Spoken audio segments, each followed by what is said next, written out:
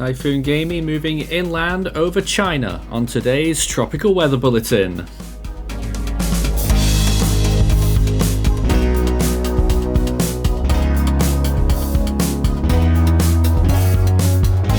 And now the latest around the wide world of tropics. Tropical Weather Bulletin for July 25th.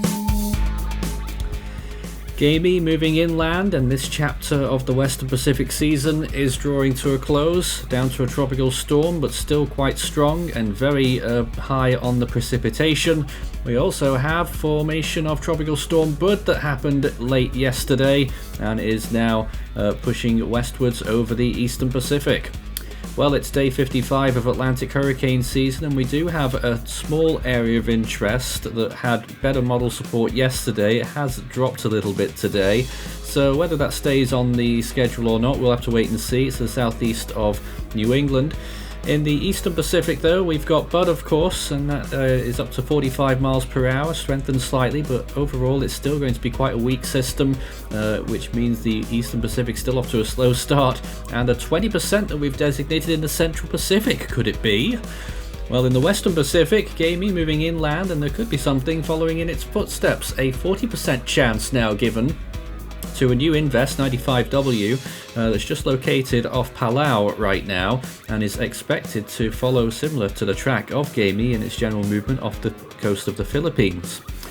In the North Indian Ocean, there's not much to talk about here, just a lot of rainfall and precipitation around India on both coastlines, east and west there, but overall no tropical cyclone activity to talk about, just enhanced rainfall. And in the southwest Indian Ocean, it's all quiet here as well, but there is a little flurry of cloud cover there and thunderstorms off the Seychelles towards Diego Garcia. Well, we saw yesterday just how crazy Gaemi was in a very exaggerated loop around Taiwan. Here it is right now, though. It's well inland over China. It's 5 kilometers from Lianhexiang, 34 from Nanping, 56 from Sanming, 329 from Jian, and 604 from Wuhan. Currently moving northwest, expected to trace even further inland, and it doesn't look like it will have any kind of further life really. It won't emerge off the coast as a tropical cyclone, but it could end up producing a lot more rainfall up in the very northern reaches of China later on in the week and weekend. Well, there's a look at Bud right now. It just passed very close to Isla Clarion, 102 kilometers away from there now. 495 from Isla Socorro, 791 from Cabo San Lucas. You can just see it on the screen there. 1607 from San Diego, because we didn't know what else to put on the distances there. And a whopping 4,124 kilometers away from the big island of Hawaii. It won't get there. Bud is likely to start weakening soon. In fact, it probably already is. You'll see it on satellite imagery and is going to be on its way out pretty soon. First of all, though, let's take a look at satellite imagery of Gaemi, which of course made landfall on the eastern coast of China not very long ago. The landfall was quite close to Fuzhou, and it was a borderline typhoon as it did so, but it really is deteriorating now. Has been struggling a lot ever since it made its final landfall on Taiwan, the second landfall, which was very close to what was the name of that place again? It was Nan'ao, and then moved to the northwest, emerged off the coast near Taoyuan, and then over the coast over the Taiwan Strait, and now moving northwesterly. So they're looking quite decent and very broad on this satellite imagery, but lots of dry air in there. Certainly from a storm perspective, it's not got much longer to go, but it is still throwing up huge convection there on the southern side of it. Massive band there stretching from Taiwan to southern China and Hong Kong, and could be producing a lot of rainfall over there. And indeed, still producing various amounts of rain in the Philippines as well, whilst the situation not as bad as it was yesterday and the other day, still getting quite a lot of rain over there in the Philippines. Here's radar, and this was when it was making landfall. It's moved a bit inland now, as I say, but it was still looking decent when it was doing so. Well, this is Bud. You can see a tiny island there, Isla Clarion, within the storm's central dense overcast, and you can see the latest imagery here, just signs that the convection is starting to drop off a little bit there. It is sheared, northeastern side especially. You can see the very steep gradient there with the big cloud top. Basically, it's Bud the Blob right now. It is a massive blob at the moment in the Eastern Pacific, and it is expected to not last very much longer. I expect, give it 24 hours, maybe 36, we'll be looking at a naked swirl of a remnant low out there in the East Pac. Here's Invest 95W, the new area of interest that's been designated over Palau right now. Very much struggling on the organisation there. No real signs of rotation yet, but this is the area to be watching out for the next Western Pacific storm, possibly near the Philippines and Taiwan again. Wide shot of the Atlantic there, looking out off the east coast of the United States. No sign of that 10% AOR yet. You won't see it for a few days. This is the Caribbean Sea here, and there's still lots of dry air in the eastern part of the Caribbean, which, well, I'm not sure whether that means anything after Beryl, of course, but the Atlantic, the good news here is that it is very quiet indeed, and we're happy to keep it that way. Here's the coast of Africa, a little system moving off the coast there, but not likely to get any kind of momentum going at all. Eastern Pacific showing a few other little areas of interest across the ocean there. Another big little tuft of cloud cover, and obviously Bud taking center stage there, a larger area of cloud, but really Bud isn't very big either. A lot of Eastern Pacific storms at this time of year do tend to be rather small. Here's the Western Pacific Philippine Sea region, and again, just look at the massive influence that Gaemi has, with the cloud cover loosely associated with the storm extending almost all the way to Guam. It's remarkable. And this is the Indochina region, no sign of Praparoon anymore, and there's the west coast of India over the Arabian Sea, a few clouds there, a few monsoonal showers, but nothing too crazy. While sea surface temperatures right now are still quite high off the coast of Mexico into the Eastern Pacific and getting a little bit better. It was a slow start, but temperatures pushing above 30 degrees Celsius in a few spots off the coast there. The Gulf of Mexico extremely warm, up to 32 degrees off a wide area of the west coast of Florida. Caribbean Sea also looking good, all around Cuba basically, and in the open Atlantic now the high seas getting some higher temperatures there as well, pushing close to 29 degrees. Western Pacific really looking very warm all across the board now, even near Okinawa and the Amami Islands of Japan, over 30 degrees Celsius, extremely warm, loads of potential, and the North Indian Ocean, a fair few areas of warm water there as well, mainly in the northern reaches of the Bay of Bengal and the Arabian Sea, but also in the equatorial zones around the Maldives, 31 to 32 degrees. This is compared to average then. The Atlantic is still well above in the main development region, around 3 degrees above average. The subtropical zones even more so. Eastern Pacific generally looking good too, apart from the equatorial zone, which is still slightly below. Western Pacific is quite normal in the tropical regions, but it's actually the subtropics, the higher up areas near Japan and China, which are well above average, 3 to 4 degrees above normal. North Indian Ocean a little bit above average too.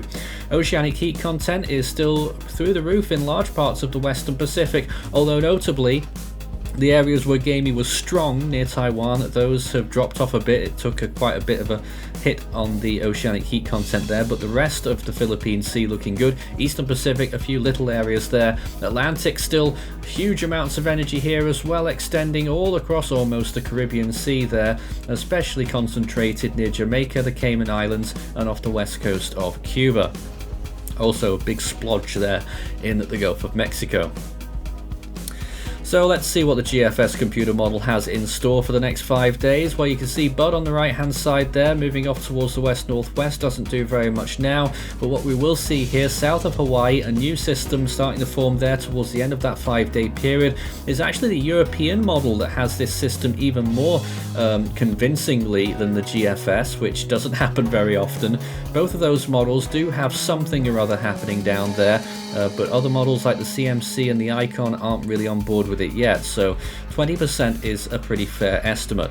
Now this is Gaemi moving inland, and still lots of storm force winds off the coast of China for a little while yet, and then this next system that moves in there, GFS is convinced it will become a tropical storm and maybe even push close to typhoon status, and another one that's going to be moving in towards the coast of Taiwan. It doesn't take a strong storm to produce a lot of rain, so could it be another big rainfall problem for the coast of Taiwan, which has already received over 1100 millimeters of rain from Gaemi.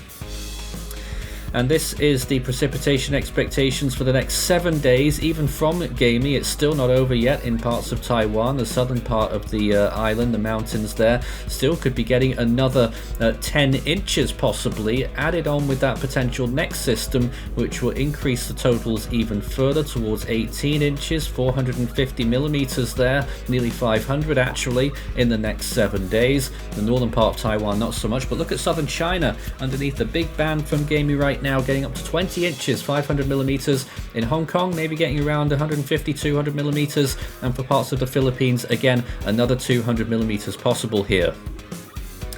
In the longer range, day 5 to 10, there's an East Pac storm, and there's a proper hurricane at last. Could it happen? Definitely. Major hurricane status even there, moving northwestwards. Doesn't quite affect land too badly, so that's good news. We'll have to see whether that happens or not, but really the Eastern Pacific is surely about to get a kick up the rear end, and we'll finally see some systems form. It's got to happen at some point, hasn't it? And there's another system behind that as well. Now here's that Central Pacific system continuing on through the region there. It is more day 5 to 10 for the GFS that you see a brief tropical storm development. Could it be Hone? We've been waiting nearly 5 years for that storm name in the Central Pacific, and if it does form, I will be live in a wiener costume. I'm being serious too. Anyway, that is the medium range. That's all the serious stuff done with, if you haven't gathered. Scan the barcode and that will take you through to the Force 13 merch store. We can take a look at all our I was going to say costumes then, all of our products as well as our full season and individual storm animations on request. There it is, we're still waiting for that storm, even doing t-shirts for it, would you believe that? Incredible. Well, in the Scilly range, day 10 to 16, we have these two storms continuing northwestwards. So there's that one, that strong hurricane weakening substantially, taking a very northwesterly track actually. And then eventually that second system behind it becoming a very broad system and also hurricane strength, following almost in its footsteps, just slightly further southwards. Both of those storms could produce storm impacts to the coastline of Mexico and the Baja California Peninsula, but hurricane conditions would appear unlikely at this point, and of course these systems haven't even formed, so it's a long way away. They haven't even been designated yet. Well, a whole different story on this day in 2023. Last year, it was the turn of Typhoon Doksuri, which was a very powerful Category 4 typhoon that was barreling towards the coast of the Philippines, as we could see here on this satellite imagery, just entering the 25th now as that imagery rolls on, moving west-northwesterly towards the coast of Luzon as a powerful storm there, just starting to weaken a little bit before it got there, but Doksuri, a very powerful storm and a memorable one, I'm sure, for a lot of people. We covered it live as well. Well, back to today, we are still code orange for what's left of Gaemi. It is still an elevated alert. In the Atlantic, the next name though is Debbie. In the Eastern Pacific now, it's Carlotta, and in the Central Pacific, it is still Hone. I like to think of how many names we've actually gone through without getting Hone in the Central Pacific around the world. It must be well into the hundreds. In the Western Pacific, the next name is Maria, oh dear, and in the North Indian Ocean, the next name now is Asna. 27 storms so far around the world in 2024, still well below what we expect for this point of the season.